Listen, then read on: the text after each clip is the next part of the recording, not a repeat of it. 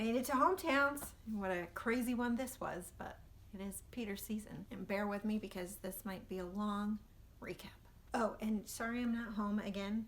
So we're on a new set. I'm just like never home anymore. And I don't know. But anyway, now the previews we've been seeing have gotten me so excited for this episode, but we all know that all the good stuff is going to happen at the end. So we just have to suck it up through all the boring, dull girls that are normal. Which, speaking of, Peter says he thinks he has the right 4 girls left.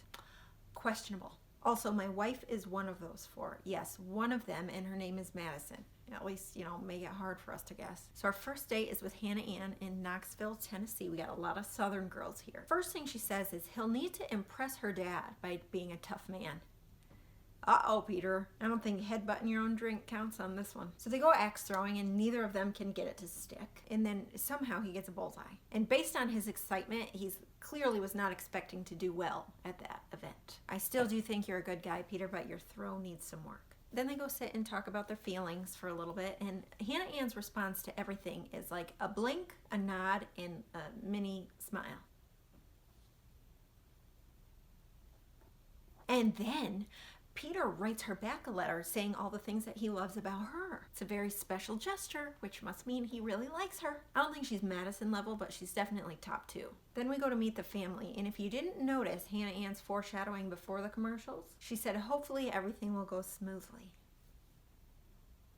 So they walk into the house, and it feels like it's the smallest family ever. I mean, it's, 2 parents and 2 siblings, which is average, but for some reason on this show, you expect to have like a gazillion people when you walk through the door. It almost made it uncomfortable to only have 4 people there. And then her sister, sorry I didn't catch your name, sister, she looks like Vienna Girardi, Jake Pavelka's ex-fiance. Do you remember her? Freaked me out a little bit. So many lookalikes this season. Also, her dad is clearly very protective and not super thrilled about the whole thing. However, I think they manipulated his words a little bit. They being the producers, obviously. For example, he said, Hannah Ann is here with Peter, which is new and exciting, I guess. But like the I guess, they threw in there. You could tell it was like cut up a little bit, and it wasn't supposed to be there. Stop trying to trick us. Also, her conversation with her sister made me laugh. But laugh in like a cute way. It went a little like this. I'm so happy you're happy. Aw. Peter's like so nice. Aw.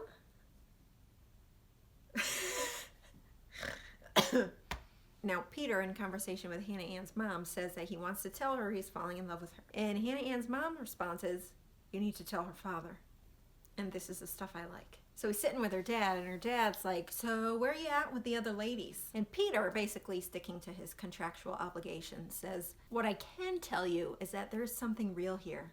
We are so much alike. I am so sure that's what her father wanted to hear. Then Peter does tell him that he's falling in love with her, and he does not seem impressed. It is very serious to say that. Don't say it unless you mean it. Don't even waste a word. It was very intense. So I'm thinking, like, is Peter going to tell her now? Is he actually going to say it? Yeah, he is. I am falling in love with you, Hannah Ann. Dude, Peter, did you not understand her father? We all know you ain't gonna pick her in the end, and he's gonna come find you. But Hannah Ann tells him she loves him, and boy does he like that. And then they're kissing outside the window. Someone's gotta be spying. I mean, how can you not? This is a national television show. Then they say their goodbyes, and it's not like she's just sending him off like he's going home. That was a great night. Like, no, you are sending him off to 3 other women. Bye, Peter, I love you. Give the girls a kiss for me. And that was the quickest hometown day ever. It was like 20 minutes tops, which tells me they are saving a lot of time for Victoria. Now it's time for Kelsey over in Iowa, which was the coldest place out of all 4. She says they're getting a little dirty and stomping their own wine. FYI, I've done this before. I don't know if I'm just allergic or if it's my dad's fault, but we stomped wine and my feet burned for hours afterwards. Also, it's not like you get to just drink the wine. All you have is grape juice. Are they going to fall out of the bucket and knock the wind out of themselves like the grape lady? I had a lot of thoughts on this date. And then Peter with the analogies again. I say Peter, but it's the producers. The producers with the analogies again. He says their relationship is a little sweet, has a little spice, leaves you wanting more, just like wine. The perfect blend. And then shortly after, Kelsey tells Peter she loves him. He's 2 for 2. Now, I notice he's very different with her than he is with Hannah Ann. It's so interesting to see how different relationships bring out different sides in people. Not that he's like a different person, But with Hannah Ann, he's really playful, and then he gets to Kelsey, and it becomes much more serious. Like, it just feels like a more mature, non-playful relationship. Even, like, just their conversations are much more serious. Like two scholars conversing. But now we meet the family, and wow, what a nice house. Seriously, when are we going to have somebody on this show that lives in a house that's less than $500,000? And we're back to having a big family greeting, and everybody there was just, it was such a warm welcome for Peter. I felt good virtually walking into the house. And Peter eats crab rangoon for the first time. Like, what? Who is this guy? Never had it. Then over in the side interviews, they're talking about how Kelsey hasn't brought a boy home in 2 years. So this is a really big deal. Well, actually, she made it to the top 4, so there's really no choice. Now, the parents aren't too tough, besides her mom saying, like, don't you break my girl's heart. Do you understand? Almost didn't fit into the conversation because it was so happy before. And then the man that was there, I'm assuming is not her real father, right? Which also I was hoping Peter would accidentally slip in that she's been in contact with her real dad, but he didn't. And then Kelsey's crying again. Happy tears, but do I even need to mention this anymore? Let's put it this way. If Kelsey's not crying, there's a problem. And that she even admits that she's been crying a lot. Good for Kelsey. She knows herself. And she says, I love you, Peter. And he basically says, hey, thanks, girl. Thanks for being you. I mean, he follows it up with, my heart is definitely falling. But I think he only said that because he felt like it would have been uncomfortable if he didn't. And then that day ends, and we move on to Madison in Auburn, Alabama. This is a lot of traveling for Peter. How does he feel? And where do the girls stay? How do they set up the date? And do they really avoid their family the whole time? Probably. They were really good at confining us to our rooms in finals weekend. It's like jail. Now, Peter and Madison greet each other, and it is, again, the most affectionate greeting ever. He is not that way with the other girls, and definitely not with Kelsey. So Madison shows him her college, and then they go into the arena, and I'm just like, how did they manage to go in there without anybody else being there? It must have cost a fortune. Then there's a video personalized for the two of them from Charles Barkley. Also must have cost a fortune. How does this happen? I don't think Madison has the connection, right? I don't know. Then some coach comes out and I'm like, who the heck's this guy? He's talking about Madison and her dad, like what? Then Madison starts dribbling. And it all comes rushing back to me. She was the girl on the first episode who was the basketball player. Duh! This whole time, I completely forgot about that. The guy is obviously her coach. And her skill just totally outshined Peter. I'm sorry, Peter. I can tell you're an athlete, but you're not on Madison's basketball level. Let's put it that way. Now they sit and have a conversation, and this is where you can really tell Madison's top contender. He loves her. He says, I can't wait to tell your family how much you mean to me. Do you think they're on board with this? Do you think they think it works? I'm so nervous, but it's like really, it's such good nerves. This is set up for a proposal. So we go meet the family. We've got another gorgeous house. How is everybody so rich? And they walk in and everybody's crying to see Madison. Has it really been that long? Like a few weeks maybe? Then they sit down and eat a special plate. And this special plate made me really uncomfortable. They all go around the table and everybody says something special about Madison. It was a nice thing to do, but it felt a little bit like kindergarten circle story time. And I would not want to be the one everyone was talking about. So now Mom pulls aside Madison and is talking to her about her very specific faith decisions that she made since she was a little girl. And if she's talked to Peter about them yet, aka doing the dirty. And clearly she hasn't, because they would have put it on screen. It almost seems odd for someone so strong in their faith to go on a show like this. Like, doesn't it kind of feel like this whole show is just a big sin? But then we get Peter and another tough dad. Very tough. Peter tells Dad he's falling for her, and Dad says, how can you assure me that that's true? Or that that's genuine? Well, I just know how my heart feels right now. Peter doesn't have a southern accent. And he follows that up with, do you think the two of you are compatible after she shared with you her feelings on faith? And that's a big yikes for Peter. Well, I really learned a lot after I banged a girl on TV 4 times in the same night.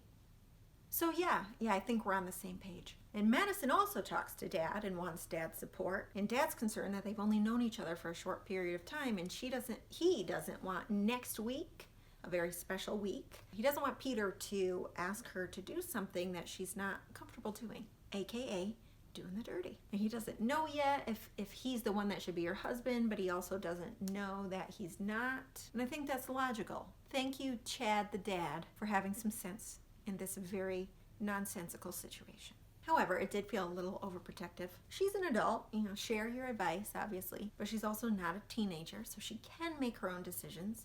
But I'm not a parent, I'm not you, I'm not a dad. Just my you. But overall, a very good family, I thought. And now behind the scenes, Madison says she can't tell Peter yet that she's falling for him because she doesn't know if their spirits are aligned.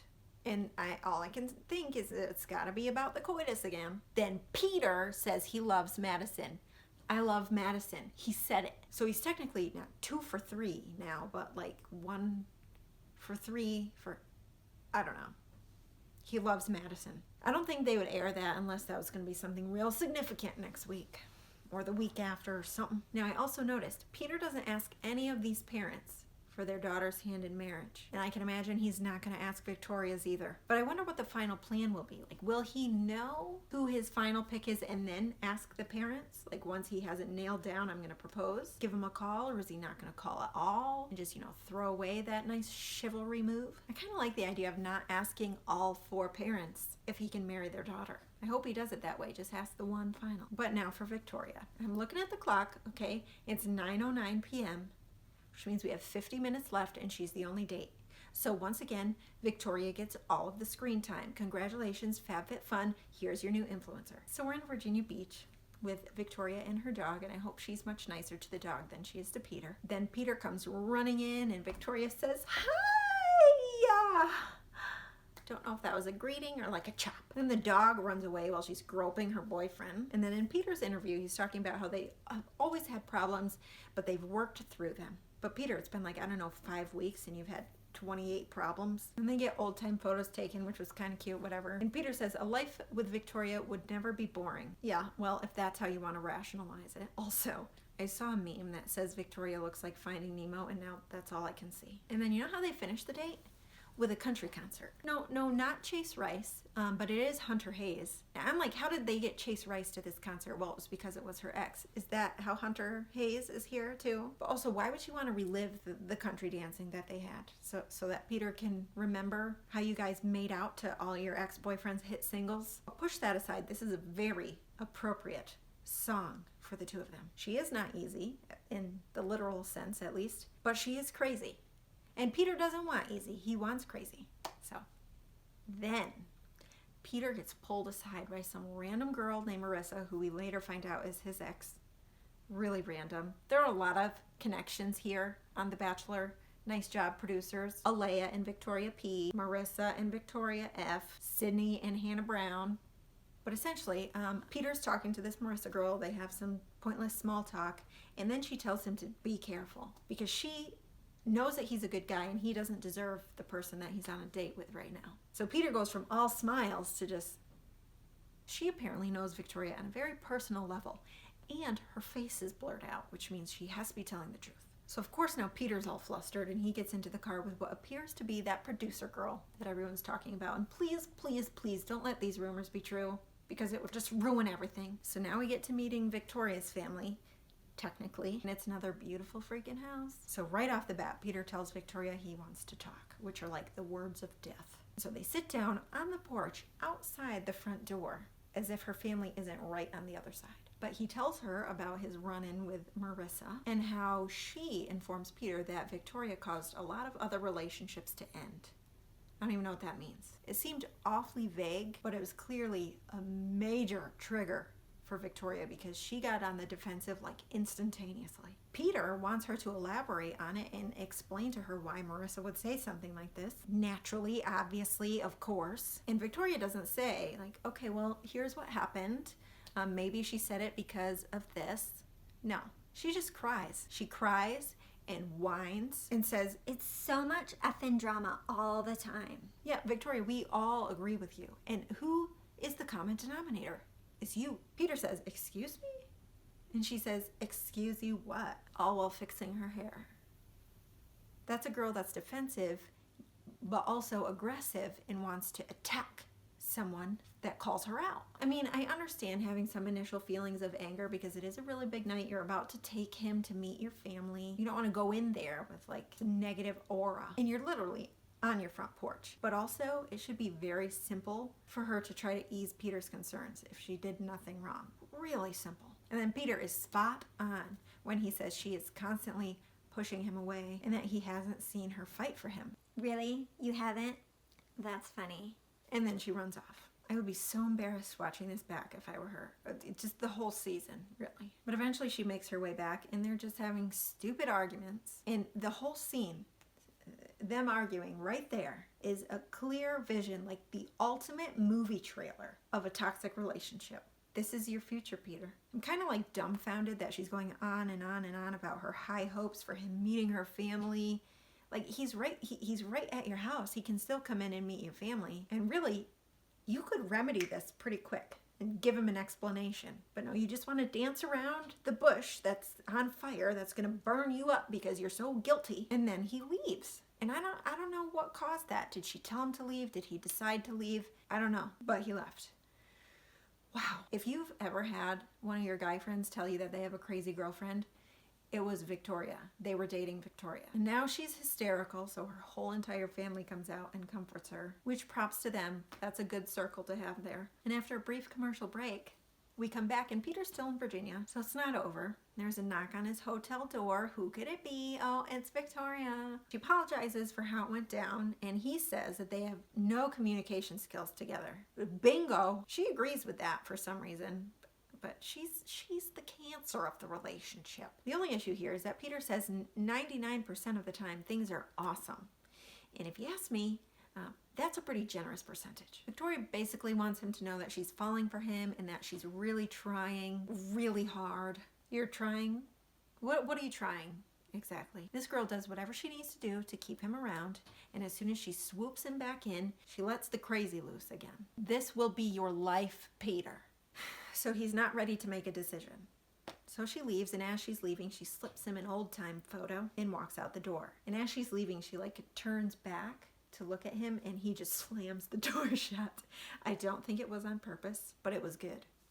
Sorry, no offense, Victoria, but I appreciate good TV. So this leaves Peter 2 for 4 on the I love you scale, which is not too bad, but usually by now everybody loves The Bachelor. Something about having to meet your family. So now we're back to LA for our finale, the rose ceremony, and Peter is apparently still conflicted on who to send home. I can help you make that decision if you need it. Side note, I really love Madison's jumpsuit, and not just because she's my favorite. So he's handing out roses. First one goes to Hannah Ann, second one to Madison, and we're left with Kelsey and Victoria.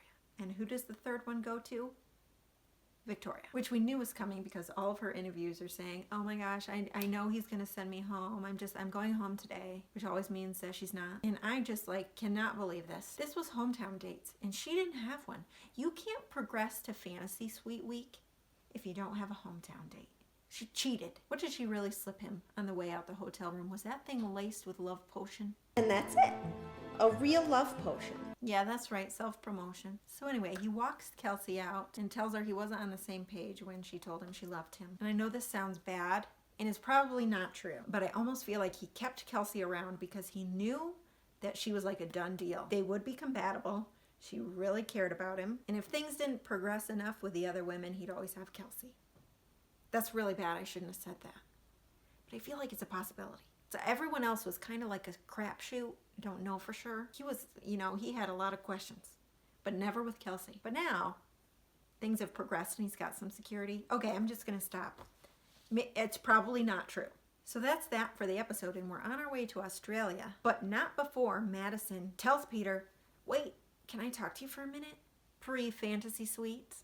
Yeah, which of course we don't get to see. They want to save that for next week, but we do see previews. So Victoria makes it seem like Madison is giving Peter an ultimatum, and Victoria, is not pleased. Peter says he's in love with 3 women, which hopefully he means Hannah Ann, Madison, and that producer girl. And then we also see Madison tell Peter that she can't move forward if Peter has slept with the other women.